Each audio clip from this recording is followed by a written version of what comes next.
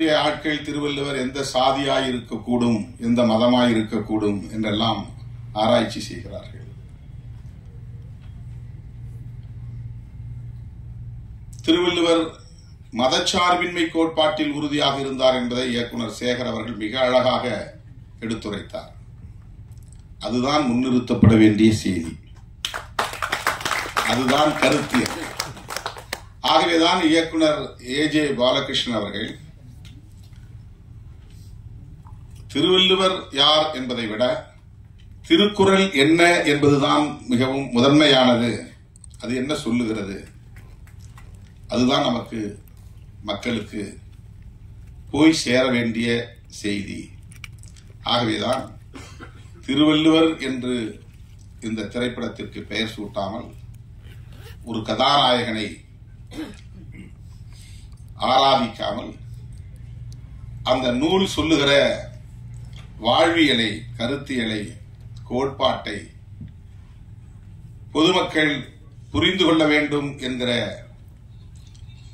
மிக உயர்ந்த பார்வையோடு இதனை அவர் அணுகியிருக்கிறார் என்று நான் பெரிதும் நம்புகிறேன். அனைவருக்கும் வணக்கம்.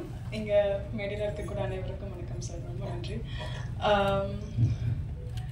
இந்த திருக்குறள் மூவி வந்து எனக்கு ஃபர்ஸ்ட் டைம் அவங்க அப்ரோச் பண்ணப்போ லைக் ரியலி எனக்கு இப்படிப்பட்ட ஒரு படைப்பில் நான் ஒரு பார்ட்டாக இருக்க போறேனா அப்படின்ற ஒரு கொஸ்டின் மார்க் தான் இருந்துச்சு. அதை நான் எப்படி பண்ண போகிறேன், அந்த கேரக்டர் நான் இதில் வந்து பவளக்கொடி அப்படின்னு சொல்லி ஒரு கேரக்டர் பண்ணியிருக்கேன். It's a beautiful character.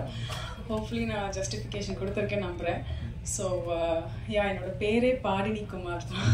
So Tamil பேர் வச்சிருக்க, தமிழ் பேசக்கூடிய நடிகைனா என்ன கூட்டிகிட்டு வந்து திருக்குறள் தமிழ் மூவியில் என்னை போட்டதுக்கு எனக்கு ரொம்ப டைரக்டர் சாருக்கு ரொம்ப நன்றி சார். அண்ட் திருக்குறள் அப்படின்னு சொன்ன உடனே எல்லாருக்குமே வந்து சின்ன வயசுல படிச்சது, நம்ம போகலாம் அவங்க சொன்ன மாதிரி போகிற வழியில் பஸ்ஸில் பார்த்தது, எங்கேயாவது ஒரு இடத்துல பார்த்தது, இப்படிதான் ஞாபகம் வரும். அதில் வரக்கூடிய இந்த ஒரு சில பால்களில் எழுதிருக்கக்கூடிய விஷயங்களை நம்ம வந்து இங்கே ஒரு கேரக்டராக கொண்டு வர போகிறோம் அப்படின்னு நினைக்கிறப்போ எனக்கு ரொம்பவே ஒரு நர்வஸோடு தான் அந்த கேரக்டர் எடுத்தேன். பட் எனக்கு வந்து நல்லபடியாக வந்திருக்குன்னு எல்லாரும் சொல்கிறாங்க. ரொம்ப நன்றி. ட்ரெய்லர் பார்த்துட்டு, சாங் பார்த்துட்டு நல்லபடியாக வந்திருக்குன்னு நினைக்கிறேன். இந்த படத்தை நீங்கள் வந்து தியேட்டரில் வந்து கண்டிப்பாக பாருங்கள், எங்களை சப்போர்ட் பண்ணுங்கள். ரொம்ப நல்லா இருக்கும் படம். அவ்வளோதான். அண்ட் ரொம்ப பெரிய பெரிய விஷயம், இசைஞானி இளையராஜா சாரோட மியூசிக்ல எனக்கு ஒரு பாட்டு இது வந்து எத்தனை பேரோட கனவா இன்னே வரைக்கும் இருக்குன்னு எனக்கு தெரியல. பட் நடிச்ச வெகு சில மூவிஸ்லயே எனக்கு வந்து இந்த வாய்ப்பு கிடைச்சது வந்துட்டு எனக்கு ரொம்ப பெரிய பெரிய ஒரு விஷயமா இருந்துச்சு. இசைஞானி சார் முதல்ல அந்த பாட்டை எனக்காக பிளே பண்ணப்போ கண்ணில் இருந்து தாரையா தண்ணி வருது. எனக்கு என்ன பண்றதுன்னு தெரியல, அந்த அளவுக்கு ஒரு எமோஷனலான மொமெண்டா இருந்துச்சு. அண்ட் ரொம்பவே எனக்கு தேங்க்ஸ் டு யூனிவர்ஸ் ஆக்சுவலி இந்த ஒரு வாய்ப்பை எனக்காக அமைச்சு கொடுத்ததுக்கு. அண்ட் எங்கள் டீம் எல்லாருக்குமே ரொம்ப ரொம்ப ரொம்ப தேங்க்ஸ். எனக்காக நான் இந்த ஃப்ரேம்ல வரணும் அப்படின்னு நினைச்சு ஒவ்வொருத்தரோட உழைப்பு இருக்கும் இல்லையா, அது எல்லாத்துக்குமே ரொம்ப நன்றி. அண்ட் வந்திருக்க உங்களுக்கும், நான் இப்போ பேசுகிற எல்லாத்தையுமே நீங்கள் எடுத்துட்டு இருக்க உங்களுக்கும் ரொம்ப நன்றி. சப்போர்ட் பண்ணுங்க. தேங்க்யூ. சிறந்த கதாபாத்திரம் நக்கீரனா, கம்பீரமான அந்த பெயரை கொண்டு கம்பீரமான நடிப்பை வெளிப்படுத்திருக்கக்கூடிய திரு சுப்பிரமணிய சிவா அவர்களை பேசுமாறு அழைக்கிறோம்.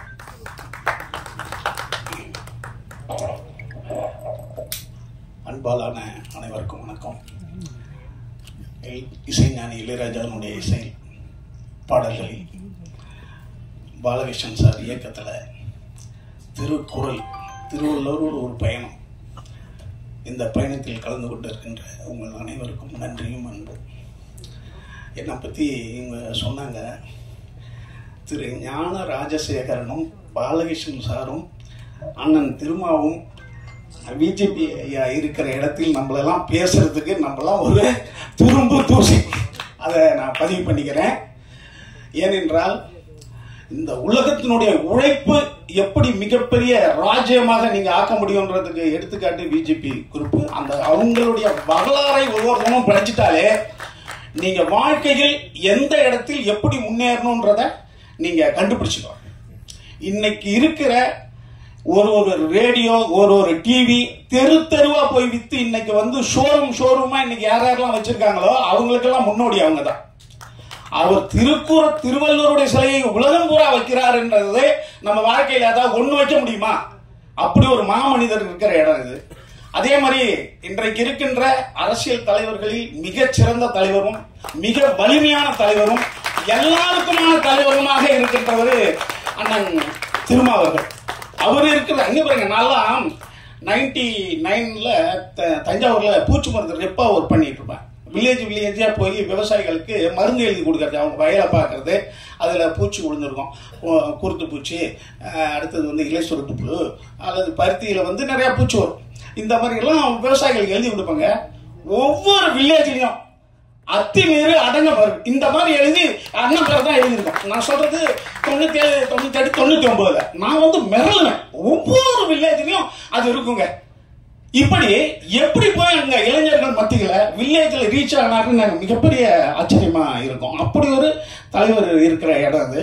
அதே மாதிரி பாலகிருஷ்ணன் சார், நான் வந்து என்னன்னு கேட்டீங்கன்னா ஒரு உளவுத்துறை அதிகாரி தான் சொல்லுவேன். சார், நீங்க இயக்குனராக இருக்கிறதுங்கிறது மறைமுகமா ஏதோ ஒரு வேலை செஞ்சுக்கிட்டு இருக்க கூடாது அப்படின்னு இருக்கீங்க. ஆனா நீங்க எந்த உளவுத்துறைக்கு அதிகாரி? நீங்க அது வந்து ரஷ்ய உளவுத்துறையா, ராவா அல்லது மொசாதா அப்படின்னு கேட்டுக்கிட்டே இருப்பேன் நானு. ஏன்னா எனக்கு அவரை பார்த்த ஒரு இயக்குனருக்கான எதுவுமே இருக்காது. மிகச்சிறந்த ஒரு பண்பாளருக்கான ஒரு இதுவாக தான் இருக்கும். எதுவுமே வந்து அதாவது நிறைவுடன் தளம்பாது நடுக்கடல் வந்து அலையடிக்காத மாதிரியே இருப்பாரு. அவர் எல்லாருக்கும் இடம் தருகின்ற மாபெரும் மனிதர் அவரு. அதே மாதிரி அண்ணன் வீசேகர் அண்ணன் எங்களுக்கெல்லாம், அதாவது நீங்க வந்து சேகூரா, பிரபல் காஸ்ட்ரோ, மூலதனம் இப்படிலாம் புத்தகங்களை நாங்க வந்து கொஞ்சம் கொஞ்சம் படிச்சாலும் எங்க இயக்குனர் சங்கத்துல அதிகம் அதை பத்தி பேசினவர் அவர் தான். ஆனா அதிக குடும்ப படங்களை எடுத்தவர்.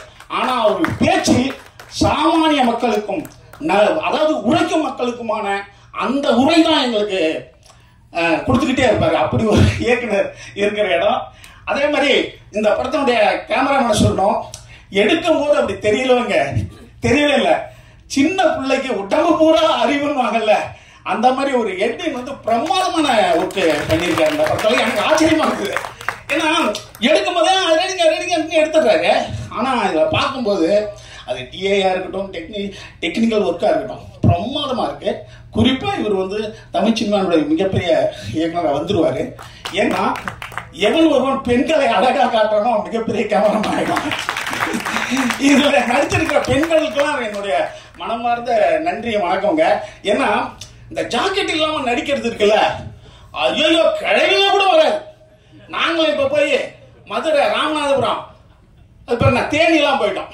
இந்த கிழவிங்க 50 வயசு 60 வயசு கிழவிங்க வரும்ல, 60 வயசு கிழவி, அம்மா நீங்கெல்லாம் அந்த காலத்து பெண்கள்மா ஜாக்கெட் இல்லாம ஐயோ நான் வரமாட்டாங்க. ஆனா இந்த படத்துல அத்தனை பேரும் அந்த கேரக்டர் உணர்ந்து, அந்த கேரக்டருக்கு நம்ம இப்படி இருக்கணும்னு நினைச்சு அது வந்து நடிச்சது இருக்குல்ல, அவங்களுக்கும் அந்த தமிழ் சினிமா ரொம்ப கடமைப்பட்டிருக்கணும். ரொம்ப அதாவது ஒரு பெண் வந்து ஸ்லீவ்லெஸ்ல அவங்க விருப்பப்பட்டு போவாங்க, கம்மியான உடை கூட போட்டு போவாங்க. நம்ம சொன்னா கேட்க மாட்டாங்க. அதுவும் சினிமாவில் ரொம்ப அவங்க ஒரு 50-100 பேர் நிற்போம் இல்லையா, அப்ப அந்த உடை அவங்களுக்கு ரொம்ப பார்த்துக்கிட்டே இருப்போம் இல்லையா, அதுக்காக நினைக்கிறேன். பட் நீங்க எல்லாம் மனப்பூர்வமா நடிச்சிருக்கீங்க, என்னுடைய அன்பான வாழ்த்துக்கள். அப்புறம் குறிப்பா இதுல இசை வந்து ரொம்ப அருமையா இருக்கு. ராஜா அவரை பத்தி சொல்ல வேண்டியதில்லை, இசைஞானியை பத்தி. இந்த படத்துலையும் அதாவது இளையராஜா மட்டும்தாங்க பெரிய படத்துக்கும் இசை அமைச்சவர், சின்ன படங்களுக்கும் இசை அமைச்சர். இன்னைக்கு அந்த மாதிரி ஒரு ஹீரோ வந்துட்டாரு, ஒரு மண் சார்ந்த ஒரு ஹீரோ வந்துட்டாருன்னு நம்ம நினைப்போம். அவர் அரசியலே பயங்கர விஷயம் இருக்காரு. சில் ஷூட் நடக்குதுன்னாங்க. சரி, அந்த சில்லாம் பார்த்தேன் நானு. சரி, இன்னொரு ஹீரோ வரப்போறாருன்னா அவருடைய அரசியல் அந்த இடவிடாத பணியில ஒரு தமிழ் சினிமாவுக்கு ஒரு சிறந்த ஹீரோ நம்மளுக்கு கிடைக்காம போயிட்டாருன்றதுதான் நம்மளுக்கு இது. பட் இந்த மாதிரி இப்ப சின்ன இந்த மாதிரியான இசை விளையாட்டு விழாக்கள் அண்ணா வர்றது ரொம்ப பெருமையா இருக்கு. உங்கள் அனைவருக்கும் நன்றி. யாராவது விட்டு இருந்தானா மன்னிச்சுக்கணும். கொட்டாச்சி மிகச்சிறந்த ஒரு கலைஞர். இதுல திருவள்ளுவர் நடிச்சிருக்காரு, ரொம்ப அருமையா நடிச்சிருக்காரு.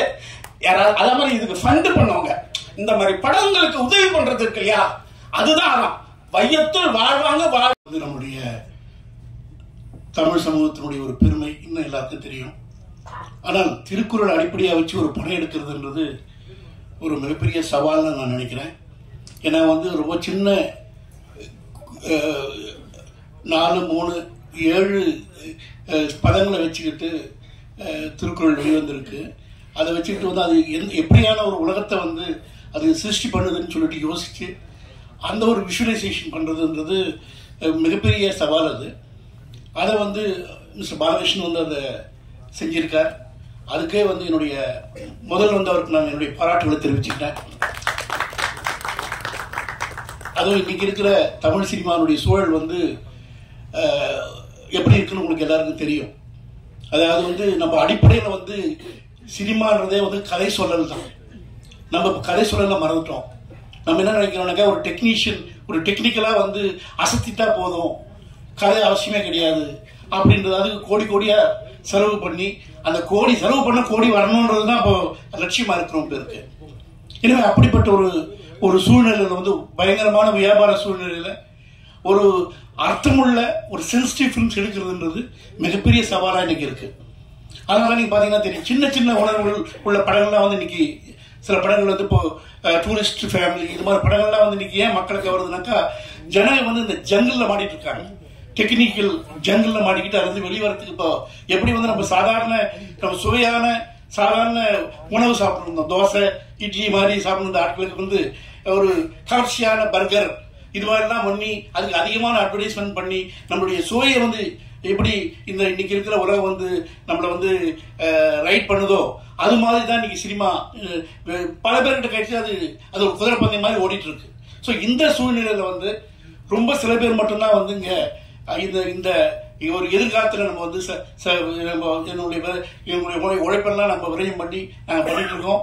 அதுக்கு வந்து நிச்சயமா வந்து ஆனால் அதே சமயத்தில் எனக்கு ரொம்ப பெருமை என்னன்னாக்கா தமிழ் சமூகத்தில் வந்து நீங்க ஒரு வித்தியாசமான படத்தை நீங்க எடுத்தீங்கன்னாக்கா அதுக்கு வந்து இங்க இருக்கிற பிரஸும் மக்களும் வந்து ஆதரிக்கிறாங்கன்றது வந்து ஒரு மிகப்பெரிய உண்மைகள். இல்லைன்னா என்ன மாதிரி ஆளுங்க வந்து இன்னைக்கு 6 படம் எடுத்திருக்க முடியாது. ஏன்னா நிச்சயமா வந்து இங்க வித்தியாசமான படங்களுக்கு வந்து மிகப்பெரிய வரவேற்பு இருக்கு. அது ரொம்ப பேர் சொல்றாங்க மலையாளத்தில் தான் அப்படி இங்க கிடையாது, அப்படியெல்லாம் கிடையாது. மலையாளத்தை விட நான் 27 வருஷம் நான் கேரளாவில் சர்வீஸ் பண்ண ஆளு, நான் அத்தன்டிக்கா சொல்ல முடியும் மலையாளத்தை விட தமிழ் ரசிகர்கள் தான் வந்து வித்தியாசமான படத்தை அங்கீகரிக்கிறாங்க. ஏன்னா மலையாளத்தில் நீங்க பாத்தீங்கன்னாக்கா இப்போ ஒரு அடூர் கோபாலகிருஷ்ணன் நமக்கு தெரியும். ஆனா அடூர் கோபாலகிருஷ்ணனுக்கெல்லாம் அங்க வரவேற்பு கிடையாது. சினிமா அங்க வந்து அந்த படங்கள்லாம் வந்து 4 நாள் கூட ஓடாது. பட் இங்க வந்து இப்ப நான் வந்து வித்தியாசமான படம் எடுத்துட்டு நான் 3 படம் 100 நாள் ஓடி இருக்கு எனக்கு. ஸோ இதெல்லாம் வந்து தமிழ்நாட்டில் தான் கிடைக்கும். தமிழ்நாட்டில் வந்து இன்னும் ஒரே ஒரு பிரச்சனைனாக்கா நம்ம ஊர்ல எல்லா நகரங்களிலும் நம்ம இருக்கோமே இது நல்ல ரசிகர்கள் இருக்காங்க. ஆனா அவங்க ஒன்னா சேர்த்து அதை கமர்ஷியலி வயபிள் ஆகிறது கஷ்டமா இருக்கு. நமக்கு எல்லா ஊர்லயுமே நல்ல ரசிகர்கள் இருக்காங்க. ஆனா அவங்க ஒன்னா சேர்ந்து இப்ப தியேட்டருக்கு வரதுக்கு இந்த படம் போயிடும். ஏன்னா இதுக்கு வந்து அது கமர்ஷியல் ஆதரவு இல்லாதனால. ஸோ அதனால அப்படிப்பட்ட பிரச்சனைகள் தான் இருக்கு. இது மாதிரி பிரச்சனைகள்ல என்ன மாதிரி இருக்கிற ஒரு குரூப் இருக்கு தமிழ் சினிமாவில். அதுல வந்து மிஸ்டர் பாலகிருஷ்ணன் ஒருத்தர் ரொம்ப பெருமையா இருக்கு. ஏன்னா இப்படிப்பட்ட ஆட்கள் ரொம்ப பேர் வரணும். ஏன்னா தமிழ்ன்றது வந்து தமிழ் சொசைட்டின்றது வந்து ரொம்ப ஒரு வர்த்தக சொசைட்டி கிடையாது. இது வந்து ஒரு வர்த்தகத்துக்காக பிறந்த ஒரு சொசைட்டி கிடையாது. தமிழ் இது ஒரு மார்வாடி சொசைட்டி கிடையாது. இது வந்து ஒரு ரொம்ப ரொம்ப நுட்பமா பல விஷயங்களை ரசிக்கிற ஒரு சொசைட்டி. எனக்கு இந்த சொசைட்டில வந்து நிச்சயமா இது மாதிரி படங்கள் வந்து ஒரு வரவேற்பு கிடைக்கும்ன்ற நம்பிக்கை எனக்கு இருக்கு. வரவேற்பு கிடைக்கணும், அதே மாதிரி வரவேற்பு அளிக்கணும் சொல்லிட்டு வேண்டிக் கொண்டு என்னுடைய சிறிய உரையை நிறைவு செய்கிறேன். வணக்கம். அனைவருக்கும் வணக்கம். இந்த உரைய ஒரு குரலோட ஆரம்பிக்கணும்னு ஆசைப்படுறேன். இடும்பைக்கு இடும்பை படுப்பர், இடும்பைக்கு இடும்பை படாதவர். நம்ம வாழ்க்கையில ஒரு செயலை செய்யறதுக்கு முன்னாடி இடையில நிறைய துன்பங்கள் வரும். அந்த துன்பத்தை கண்டு நம்ம துன்பப்படக்கூடாது. அந்த துன்பத்துக்கே நம்ம துன்பத்தை கொடுத்துடணும்னு வள்ளுவர் எழுதியிருக்காரு. எவ்வளவுதான் தடைகள் வந்தாலும் அதை உடைச்சு நம்ம முன்னேறி போயிட்டே இருக்கணும். அப்படி ஒரு முன்னேற்றமா தான் இந்த படத்தை பாக்குறேன். திருக்குறள் இது என்னுடைய முதல் படம். என்னோட கெரியர்லயே ரொம்ப ரொம்ப முக்கியமான ஒரு படம். எல்லாருக்கும் வாசிகையை பிடிக்கும் நம்புறேன். என்ன வாசிகையா தேர்ந்தெடுத்த டைரக்டர் ஏசி பாலகிருஷ்ணன் சாருக்கு நன்றி சொல்லிக்கிறேன். திரைக்கதை எழுத்தாளர் ஜெயராஜ் சார் அவர்கள் அவர் எழுதிய எழுத்துக்கு அதுல நானும் அவர் கொடுத்திருக்கேன். நானும் ஒரு சின்ன பங்கா இருக்கேன்னு நினைக்கும் போது ரொம்ப ரொம்ப சந்தோஷமா இருக்கு. இசைஞானி இளையராஜா சார் அவர்கள் சின்ன வயசுல இருந்து அவரோட பாட்டை கேட்டு வளர்ந்தனா இன்னைக்கு அவரோட மியூசிக்ல என்னுடைய முதல் படம் ரிலீஸ் ஆகிறது. It is a dream come true moment. Thank you so much for giving me Mullai Vasam song. It is very close to my heart. Thank you so much for this wonderful opportunity. And cameraman sir பத்தி சொல்லி ஆகணும். என்ன மட்டும் இல்ல எல்லா ஆர்டிஸ்டுமே ரொம்ப அழகா காமிச்சிருக்காரு. Thank you Edwin Sahay sir அவர்கள்.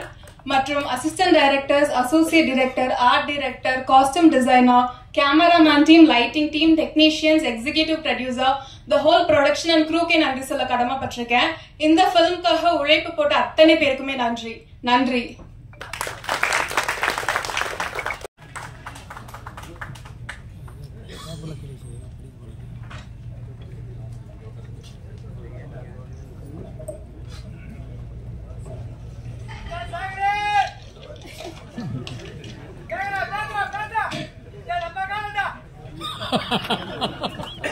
இவ்விழாவிற்கு சிறப்பு விருந்தினராக வருகின்றிருக்கும் சிறப்பு விருந்தினருக்கும், மேடையில் அமர்ந்திருக்கக்கூடிய பெரியோருக்கும் மற்றும் ஊடகத்துறை நண்பர்களுக்கும், பத்திரிகையாளர் நண்பர்களுக்கும், திரளாக வருகின்றிருக்கக்கூடிய சினிமா துறை நண்பர்களுக்கும் என்னுடைய பணிவான மாலை வணக்கத்தினை தெரிவித்துக் கொள்கிறேன். நான் இங்கு நிற்பதற்கு மிக முக்கியமான காரணம், என்னுடைய குருநாதர், கூத்துப்பட்டினுடைய நிறுவனர் திரு பத்மஸ்ரீ நா. முத்துசாமி ஐயா அவர்களுக்கும், அண்ணன் நடேஷ் முத்துசாமி அவர்களுக்கும் என்னுடைய நன்றியினை தெரிவித்துக் கொள்கிறேன். திருக்குறள் திரைப்படத்தில் திருவள்ளுவராக நடிப்பதற்கு எனக்கு வாய்ப்பை கொடுத்த இயக்குனர் மரியாதைக்குரிய திரு ஏஜே பாலகிருஷ்ணன் ஐயா அவர்களுக்கும் இத்தருணத்திலே நன்றி தெரிவித்துக் கொள்கிறேன். ஐயா அவர்களுக்கு நன்றி. இத்திரைப்படத்தினுடைய திரைக்கதை ஆசிரியர் மரியாதைக்குரிய செம்பூர் கே. ஜெயராஜன் அவர்களுக்கும், ஒளிப்பதிவாளர் ஏஎம் எட்டின் சகாய் அவர்களுக்கும் அவருடைய குழுவினருக்கும், கலை இயக்கம் சுரேஷ் கலேரி அவர்களுக்கும் அவருடைய குழுவினருக்கும், ஆடை வடிவமைப்பு சுரேஷ் அவர்களுக்கும் அவருடைய குழுவினருக்கும், தயாரிப்பு நிர்வாகம் ஜெய்சங்கரன் அவர்களுக்கும் அவருடைய குழுவினருக்கும், மக்கள் தொடர்பு மனவை யுவன் அவர்களுக்கும் அவருடைய குழுவினருக்கும், சவுண்ட் இன்ஜினியர் சத்யா அவர்களுக்கும் இத்தருணத்தில் நன்றி தெரிவித்துக் கொள்கிறேன். மேலும் இத்திரைப்படத்தில் என்னோடு இணைந்து நடித்த வாசுகி தனலட்சுமி அவர்களுக்கும், திரைப்பட இயக்குனர் மரியாதைக்குரிய அண்ணன் சுப்பிரமணிய சிவா அவர்களுக்கும், OAK சுந்தர் சார் அவர்களுக்கும், நண்பர் கொட்டாச்சி அவர்களுக்கும், நண்பர் குணாபாபு அவர்களுக்கும், பாடினி அவர்களுக்கும் இத்தருணத்தில் நன்றியை தெரிவித்துக் கொள்கிறேன். இத்திரைப்படத்தில் இணைந்து பணியாற்றிய இணை மற்றும் துணை இயக்குநர்கள் அண்ணன் உதயகுமார் அவர்களுக்கும், சந்திரசேகர் சார் அவர்களுக்கும், பாரதி சார் அவர்களுக்கும், மகேஷ் சார் அவர்களுக்கும், அன்பு சார் அவர்களுக்கும் இத்தருணத்தில் நன்றி சொல்ல விரும்புகிறேன். நான் பார்த்து ஆச்சரியப்பட்ட மிகப்பெரிய பேச்சாளர்களை பார்த்திருக்கேன். நான் வியந்து பார்த்திருக்கேன்.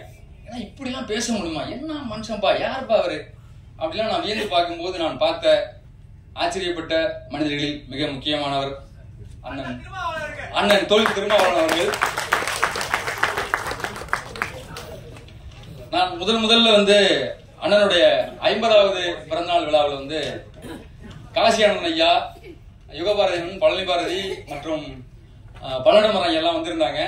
விலங்கை உடைத்து அப்படின்னு நினைக்கிறேன். நான் அண்ணனை பாக்குறதுக்காக எங்க போனேன். நான் முதல்ல நேரடி அப்பதான் பாக்குறேன் அண்ணனை. மிக பயங்கரமான ஒரு பேச்சு, 1.25 மணி நேரம் பேசினாரு.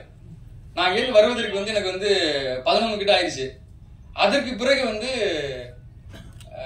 தமிழ்மணி நடத்தி 2014-15 நினைக்கிறேன் வைத்தியநாத ஐயா நடத்தினாங்க தமிழ் இலக்கிய திருவிழா அப்படின்ட்டு. அந்த விழாவிற்கு எண்ணெய் செதுக்கிய இலக்கியம் என்ற தலைப்புல அண்ணன் திருமாவளவர்கள் பேச வந்திருந்தாங்க. முதல் முறையில பலகரப்பு ஐயா பேசிட்டு போயிட்டாங்க. ரெண்டாவது புரட்சி புயல் வைகோ அவர்கள் பேசுறாங்க.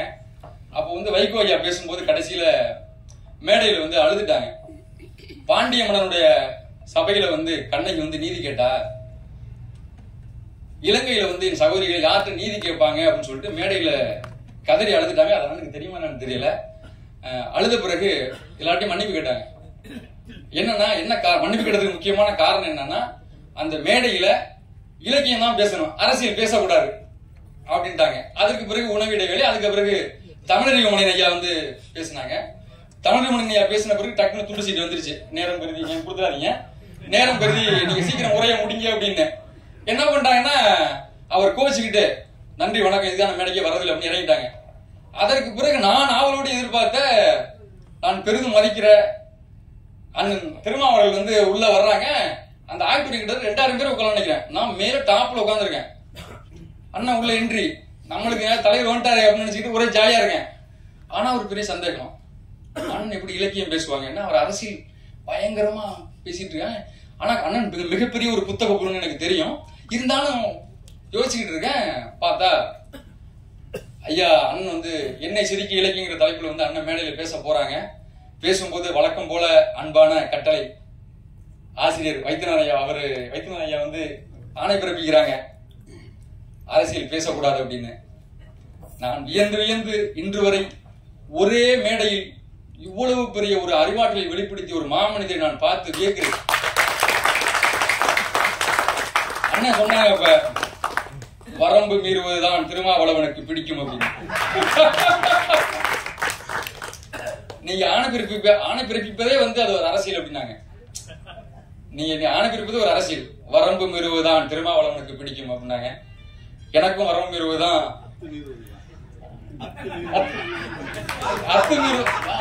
வரம்பு மீறுவதாங்க,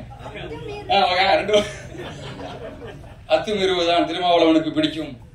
எனக்கு சரியாக ஞாபகம் இருக்கும் பட்சத்தில் சாரி, வரம்பு மீறுவதுதான். நான் ஏன் போயிட்டே போறேன், வரம்பு மீறுவதுதான் திருமாவளவனுக்கு பிடிக்கும்னாங்க. அரங்கமே அதிர்ந்துருச்சு பயங்கரமா.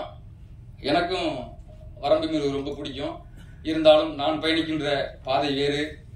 நான் பயணிக்கிற பாதை வந்து பணிவு, அண்ணன் பயணிக்கிற பாதை வந்து துணிவு. ஏன்னா தன்னைத்தான் காக்கின் சினங்காக்கா காவாக்கால் தன்னையே கொள்ளும் சினம்.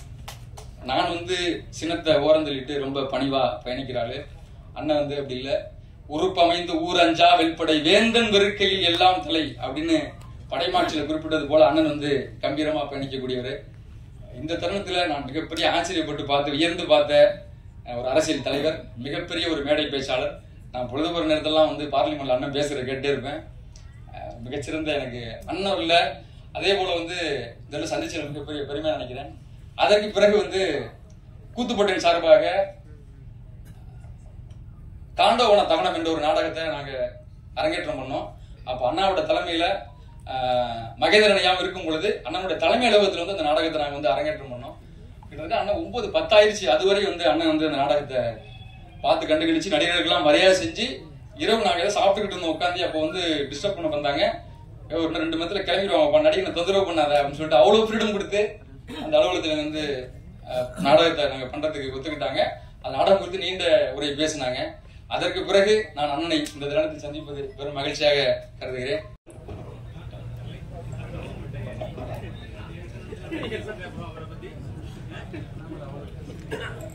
எல்லோருக்கும் வணக்கம்.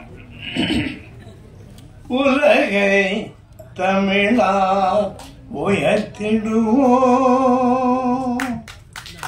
அகர முதலை எழுத்தெல்லாம் ஆதி பகவன் முதற்றே உலக அன்னையும் தந்தையும் ஆசானும் முன்னறி தெய்வம் ஆலயம் தொழுவது சால முன்னன்று யாதும் ஊரே யாதும் ஊரே யாவரும் கேளி.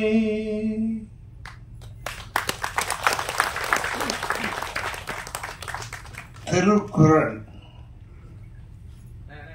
தெய்வீக நூல்.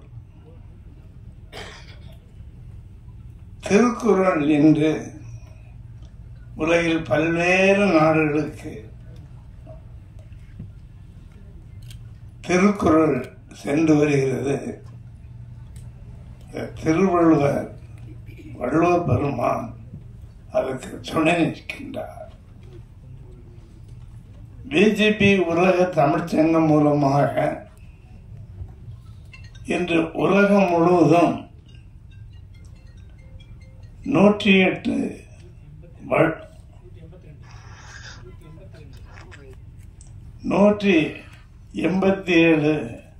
வள்ளுவர் சிலையை நாங்கள் இதுவரை அனுப்பியிருக்கின்றோம். எதற்கும் பணம் வாங்குவதில்லை. இன்று வருகின்ற 15ஆம் தேதி லண்டன் மாநகரிலே அங்கு ஒரு வள்ளுவர் சிலை வைக்கப் போகிறோம். அதற்கு பல தமிழ் அறிஞர்கள் இங்கு வருகின்றார்கள். ஆக திருவள்ளுவர், பொதுமதியான திருவள்ளுவர் உலகில் எங்கு சென்றாலும் அவர் புகழ் மனம் வீசிக்கொண்டே இருக்கின்றது. இது ஏன் திருக்குறளை நான் கையில் எடுத்தேன், எதற்காக உலகமெல்லாம் சென்று இலவசமாக அந்த திருக்குறள் கொடுக்கிறேன் என்று ஒரு முறை சிந்தித்து பார்க்கும் பொழுது அதில் 1330 குறளும் 133 அதிகாரத்திலே 2 அடியிலே ஏன் 7 வார்த்தைகளிலே இந்த உலகத்தை அளந்தவர் நமது திருவள்ளுவர். இந்த படத்தில் பார்த்தோம், அவர் வளவ நாடிலே பிறந்தவர், கன்னியாகுமரி மாவட்டத்திலே பிறந்தவர். ஒரு நாள் மாலை நேரத்தில் வாசகம் மேலும் அவனும் அந்த மலையை வலம் சுற்றி வந்தார். பின்பு ஒரு இடத்தில் உட்கார்ந்து எல்லோரும் எதிரும் முதலமாக, வள்ளுவ பெருமானே,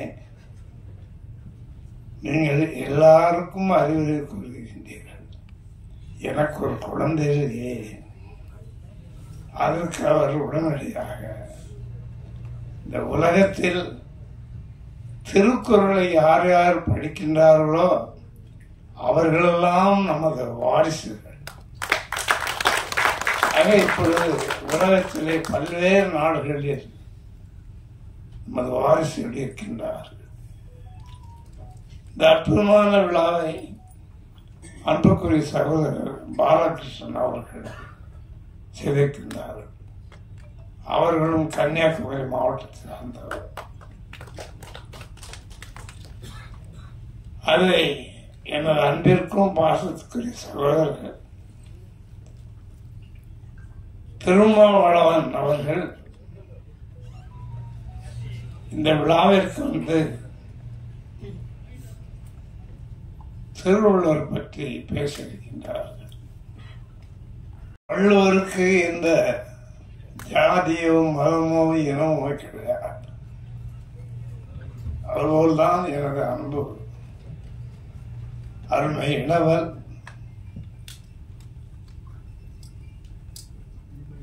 திருமாவளவன் அவர்களுக்கு எல்லோரும் ஒன்றுதான், எல்லா மக்களும் ஒன்றுதான். எல்லோரும் நன்றாக இருக்க வேண்டும், நன்றாக உழைக்க வேண்டும், உழைத்த பயனை அடைய வேண்டும் என்ற எண்ணத்துடன் அவர்கள் ஊரெல்லாம் சுற்றி வருகின்றார்கள்.